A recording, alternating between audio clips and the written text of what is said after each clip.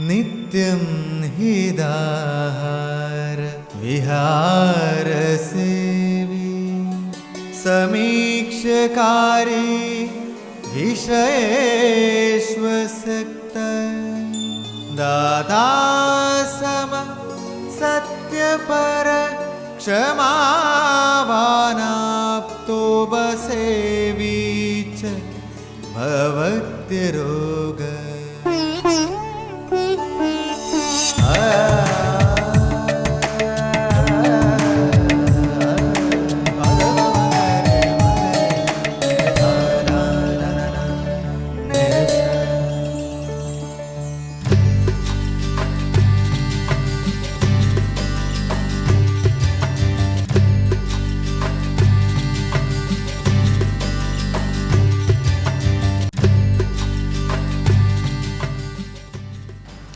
സാധാരണയായി ചുമ എന്ന് പറയുന്നതിനെയാണ് ആയുർവേദശാസ്ത്രത്തിൽ കാസം എന്നുകൊണ്ട് ഉദ്ദേശിക്കുന്നത്. ശ്വസനമാർഗത്തിലുള്ള കഫം മുതലായ ദോഷങ്ങളെ പുറത്തേക്ക് കളയുന്നതിനായി പ്രകൃതിയുടെ ഒരു ഉദ്യമമാണ് ചുമ.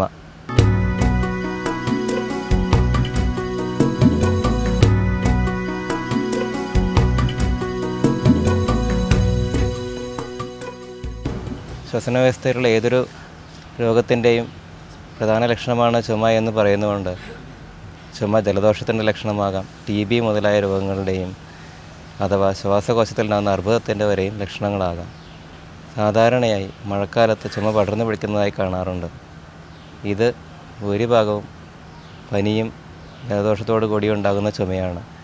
രണ്ട് തരത്തിലാണ് സാധാരണ ചുമയെ കണ്ടുവരുന്നത്: ശുഷ്കകാസം അഥവാ ഡ്രൈ കഫ്, ആർദ്രം അഥവാ പ്രൊഡക്റ്റീവ് കഫ് എന്ന രണ്ട് തരത്തിൽ കാണുന്നു.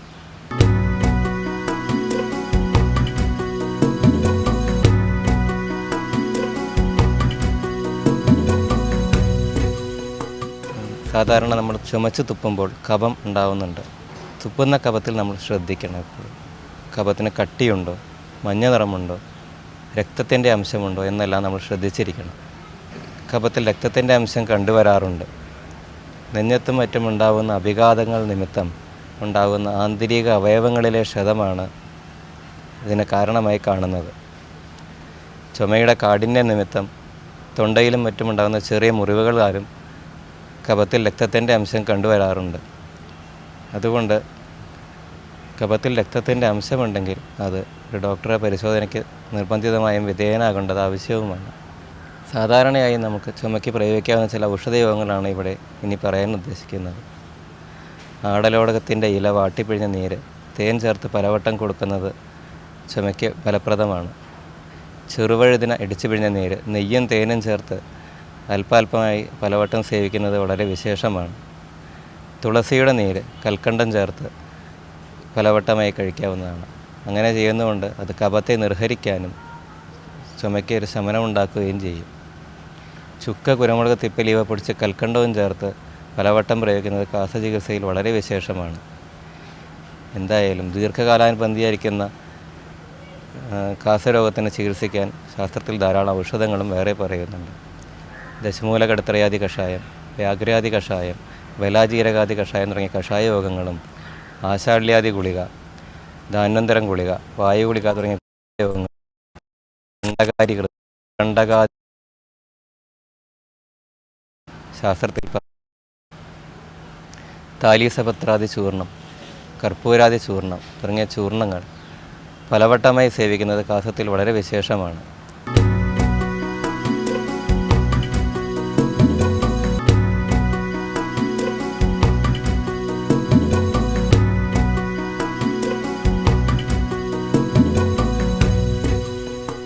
ഇതുകൂടാതെ അരിഷ്ടാശ്വ യോഗങ്ങളും കാസചികിത്സയിൽ പറഞ്ഞിരിക്കുന്നു. വാശാരിഷ്ടം, മൃദ്വികാരിഷ്ടം, കനകാസവം തുടങ്ങിയ അരിഷ്ടാശ്വ യോഗങ്ങൾ കാസചികിത്സയിൽ വളരെ ഫലപ്രദമാണ്. മഴക്കാലത്ത് കാലത്തിൻ്റെ ശൈത്യവും അതുകൊണ്ട് തന്നെ ശരീരത്തിൻ്റെ പ്രതിരോധശേഷി കുറഞ്ഞിരിക്കുന്ന സമയവുമായതുകൊണ്ട് ചുമ പെട്ടെന്ന് പടർന്നു പിടിക്കുന്നതായി കാണാം. കുട്ടികൾ സ്കൂളിലും മറ്റും ഒരുമിച്ചിരിക്കുന്നതുകൊണ്ട് ചുമ അന്യോന്യം പകരുന്നത് സർവ്വസാധാരണവുമാണ്. ചില കുട്ടികളിൽ കഫക്കെട്ടും ചുമയും ഇടയ്ക്കിടെ ഉണ്ടാവുന്നതായി കണ്ടുവരാറുണ്ട്. ഇത് പ്രായേണ ശരീരത്തിൻ്റെ പ്രതിരോധശേഷി കുറഞ്ഞിരിക്കുന്നത് കൊണ്ടാണ് ഇങ്ങനെ വരുന്നത്. ഇങ്ങനെയുള്ള അവസ്ഥയിൽ പ്രതിരോധശേഷി വർദ്ധിപ്പിക്കുന്നതിനായി ബാലാമൃതം, രജന്യാദി ചൂർണം, കൂശ്മാണ്ഡ രസായനം തുടങ്ങിയ ഔഷധങ്ങൾ വളരെ ഫലപ്രദമാണ്. ദീർഘകാലാനുബന്ധിയായിരിക്കുന്ന കാസരോഗത്തിൽ ശാസ്ത്രത്തിൽ പറഞ്ഞിരിക്കുന്ന പഞ്ചകർമ്മ ചികിത്സകൾ വളരെ ഫലപ്രദമാണ്. പഞ്ചകർമ്മ ചികിത്സകൾ എന്നാൽ സ്നേഹനം, സ്വേദനം, വമനം, വിരേചനം, വസ്തി തുടങ്ങിയ പഞ്ചകർമ്മ ചികിത്സകളിലുള്ള ചികിത്സാവിധികളാണ് ഉദ്ദേശിക്കുന്നത്. കാസരോഗത്തിന് പറഞ്ഞ പഥ്യം വളരെ പ്രധാനമാണ്. മധുരരസവും പുളിരസവുമുള്ള ആഹാരങ്ങൾ, ഉദാഹരണം തൈര് മുതലായ ആഹാരങ്ങളും തണുത്ത വെള്ളം, തണുത്ത ഭക്ഷണം തുടങ്ങിയവയും വിഹാരത്തിൽ പകലുറക്കം, ദേഹാധ്വാനം ഒഴിവാക്കേണ്ടത് അത്യാവശ്യമാണ്.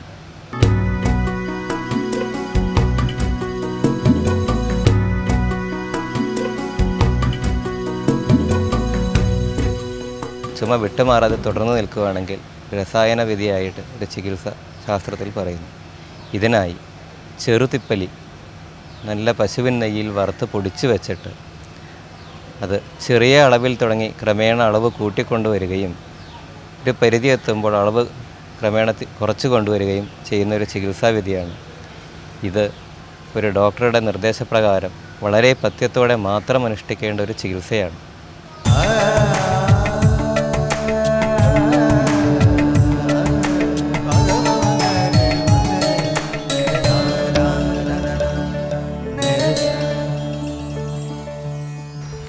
ആയുർവേദത്തിലെ പ്രധാന ഔഷധക്കൂട്ടായ ദശമൂലത്തിലെ ലഘുപഞ്ചമൂല വിഭാഗത്തിൽപ്പെടുന്ന സസ്യമാണ് ഞെരിഞ്ഞിൽ.